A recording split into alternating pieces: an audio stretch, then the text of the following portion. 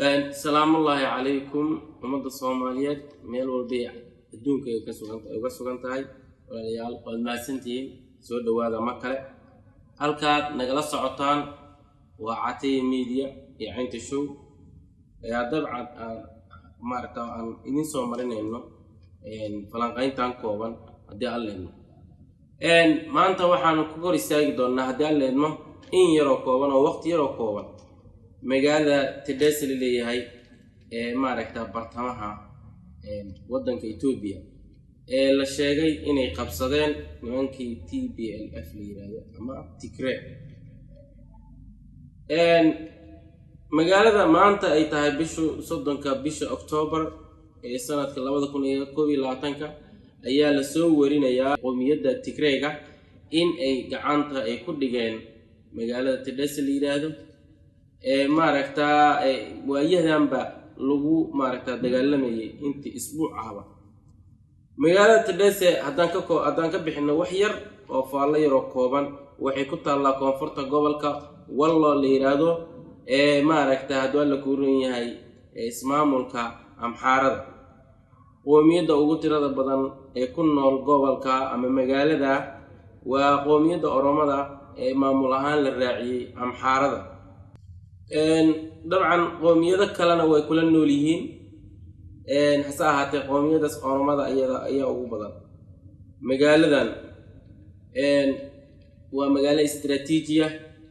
مرو البنا وحتى قالك كوجوليستا ما ركت هدول لكوري جب هذه تلك صومرة يوردن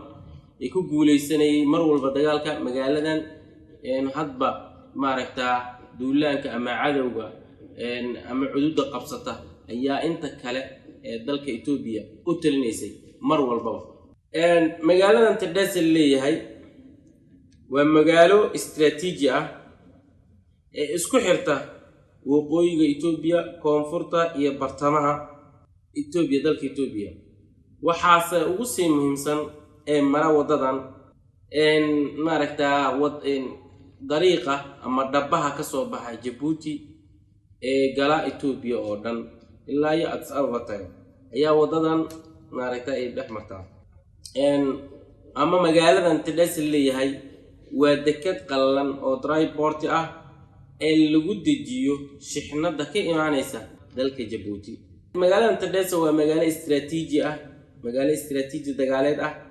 ونهرو صوشينين يسكو حرتو وقوي قلباتك iyo bartamaha Itoobiya sidaas lamida waa magaalo maaragta istiraatiiji dhaqaale ka soo baxa Djibouti dalka Djibouti maaragta shixnada kala gedisan u sida dalka Itoobiya nooc doonta waa magaaladan waxa lagu tilmaami karaa qalbiga Itoobiya waa magaalo ka dhigan jirka marka la xisaabiyo Itoobiya markii jir ahaan la soo dhigo inay tahay qalbiga iyo wadnaha Itoobiya hadba ninka qabsada oo ku guuleysanayo Itoobiya inta kale inuu maamulo waxa muhiim ah in hoos la xargeeqo in wad magaalada in la maamulo ama la sii hanto adag tahay sida marka hore in loo qabsaday wadagta saale ahaan hadeerta waxa gacanta ku haya leeyahay magaalada maamulkeeda haya nimanka la yiraahdo TPLF hasahaate waxa ku adkaan doona magaalada inay sii haystaan sababta ay tahayna wax kala maahan magaaladan ay soo galaan ama ay ka baxaan dhowr dabbe ama dhowr wado maaragta waqooyi iyo galbeed iyo koonfurba aadaba intaba aad taasoo ka dhigan in ciidan dhan walba uu kaaga iimaan karo taasoo adag tahay inaad difaacato dhinac walba isku si aad ciidan u dhigto oo difaacato waxa si adkaanaysa inaad si dhaqaaqo ama aad maaragta halka ku iqaato waa qasab magaaladan dhowr ka jiho ee wadooyinka ay ku leedahay mid walba inuu ciidan aad dhigto si aad magaaladan u difaacato habba maaragta xuduud qabsata ama cadow qabsata inuu maaragta halka uu difaaco magaaladan magaalo ahaan waa magaalo qadiimiya magaalooyinka ugu faca weyn ee dalka Itoobiya ayay qayb ka tahay waa magaalo dad fara badan ay ku nool yihiin dhowr milyan ee gaariya ilaa 2 milyan oo qof oo ku nool inta sidaas la mid ah waxa uu soo ganacsi taga dad kale oo Ethiopian oo fara badan oo iyagana u soo ganacsiga taga waxa la leeyahay waxa la soo warinayaa magaaladan qabsashadeedii isbuuc in lagu hardamay ay ku hardamaysay ciidanka dhexe federaalka iyagoo ciidankaas oo kaashanaya kuwa amxaarada iyo maaragta qolooyin kale maaragta leh ciidamada localka inay iyo qowmiyadda nimanka liidatay PLF inay ku hardamayeen muddo ka badan isbuuc ama isbuuc ku siman waxa ka dhacay magaaladan khasaare fara badan maal iyo mood iyo wax walba isugu jirto magaaladan Tedessa leeyahay qiimo fara badan ayaa ugu kacay inay qabsadaan nimanka la yiraahdo Tigray naf badan bay ku wadeen istiraatiiji wax badan ay isku dayeen marka magaaladan qabsashadeedii ayadoo dhibkaas loo sii maray ayaa dib haddana waxa loo mari doonaa in aad sii hanato ama cadowga qabsada marka uu hanto su'aasha soo degdegaysa waxay tahay muhiimad intee leeg ayay leedahay u leedahay Tigray magaalada Tedessa waroo soo sheegnay waa magaalada qalbiga u ah ama wadnaha u ama bartamaha u ah dalka Itoobiya wadadaas ayaa marta waa daybortiga ayaa ku taala shaqada lagu kala goostaa lagu kala qaataa waa meel maaragtay istiraatiijiya asa ahaatee Tigray maxay ka faa'iidi doonaan waa maxay muhiimad ama faa'iido degdeg ah ay ku heli doonaan waa haddii ay difaacdaan hadda dabcan way qabsadeen waxa maaragtay haddii ku guuleystaan inay sii difaacdaan sidii ay ugu guuleystaan inay qabsadaan waxay ka maaragtay ka faa'iidi doonaan marka koowaad in badan oo warfaafinta caalamka ee kuwa caalamiga waxay soo tabinayeen in dadka maaragtay qowmiyadda Tigrayga u dhashay in badan oo kamid ah inay macaluul u jiifeen gaar ahaan haweenka iyo caruurta iyo dhallaanka iyo dadka waayeelka ah intaaba inay cunno la'aan iyo nafaqo darreys marka koowaad waxay heli doonaan in dadkooda ay u helaan cunno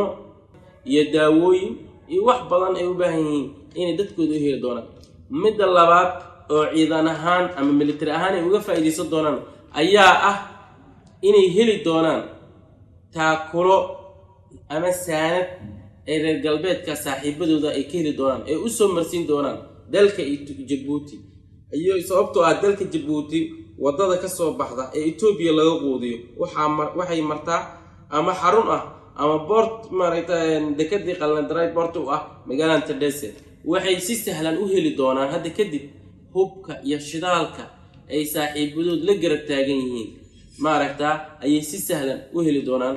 maaragtaa jabhadda TPLF loo yaqaan halka markay taagan tahay suura gasho inay magaaladan sii haystaan kadibna ay saanadii iyo shidaalkii iyo waxyaalihii u baahan yihiin ay ku dagaalamayaan dagaal ku sii wada lahayn ay ka helaan asxaabtooda wadadan ayagoo sii marsiinaya haday suura gasho labada qodob waxa suura gali doonta oo sahanaan doonta in Itoobiya inta kale ay hoos imaato ay si sahlan ku qabsadaan dabcan waa qalbigii magaalooyin kale waaweyn ayaa jira oo difaacyo adag yaalaan kuwa haddii magaaladan ay sii haysato in muddo ay ku sii dhabar adeegto kadibna ay hesho saanada ay asxaabteeda reer galbeedka u badan ay ka heli doonto dabcan ay suura gasho inay ka hesho waxaa dhalanaysa marka difaacyadaas kale oo culus inay iyaduna ay burburiyaan ay si sahlan ku maraan mar haddii gacanta ay ku dhigaan hubka ay u baahan yihiin ee halka ay ku jibin lahaayeen Itoobiya waa dal weyn waa dal taariikh fog leh waa dal dhowr kun oo sano jira dabcan maaragtaa waanu ka soo hadli doonaa taariikhdeeda taariikh fara dheer ayay leedahay saameyn intee leeg ayay nagu leedahay annaga hadday jamhuuriyadda tahay iyo hadday gobolka ayna maaragtaa ay xukunto gumeysiga ku hoos jira uu yahay Soomaali galbeed intaasoo dhan saameyntooda insha Allah muuqaaladeena dambe ayaad ku daawan doontaan haddase intaas ayaan ku ekeenaynaa oo mahadsantihiin walaalayaal sida aad maaragtaa aad noo dhegeysateen